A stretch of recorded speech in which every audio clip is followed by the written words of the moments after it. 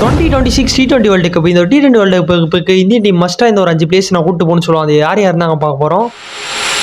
First பேட்டர்ஸ்லேருந்து வரலாங்க. அபிஷேக் சர்மா உண்மையிலேயே வேற லெவல் ஆடி இருக்காரு. அபிஷேக் சர்மா 2026 வேர்ல்டு கப் மஸ்ட்டாக அவர் டீமில் இருக்கும். அவரோட பர்ஃபார்மன்ஸ் இதே லெவலில் இருந்துச்சுன்னா அவர் சூப்பரான பர்ஃபார்மன்ஸ் கொடுப்பாரு. ரெண்டாவது திலக் வர்மாவும் செம்மையா பர்ஃபார்மன்ஸ் படுத்திட்டு இருக்காரு. அவரோட பேட்டிங் வேற லெவலில் இருக்கு. ஒரு லெஃப்ட் ஹேண்ட் பேட்டர்ஸா திலக் வர்மா, அபிஷேக் சர்மா இந்திய டீமுக்கு டாமினேட் பண்ணிட்டே இருக்காங்க. மூணாவது ஒரு ஆல்ரவுண்டர் சொல்றாங்க. எந்த ஒரு ஆல்ரவுண்டர் சொல்றேன்னா அக்ஷர் பட்டேல் மாதிரி ஒரு ஆல்ரவுண்டர் இந்தியன் டீம் கண்டிப்பா 2026 வேர்ல்டு கப் கூட்டு போய் ஆகணும். ஏன்னா அவரோட லெஃப்ட் ஹேண்ட் ஸ்பின், இவரோட பேட்டிங்கும் வேற லெவலில் இருக்கு. நாலாவது பவுலர்ஸ் பார்க்க வரலாங்க. பவுலர்ஸ்ல வேற யாருங்க? ஜஸ்பிரீத் பும்ரா இல்லாம எந்த வேர்ல்டு கப்புக்கு போக முடியும்? பும்ரா கண்டிப்பா ஒரு இன்ஜுரி எந்த ஒரு இது இல்லைன்னா கண்டிப்பா கூட்டு போய் ஆகணும் இவரை.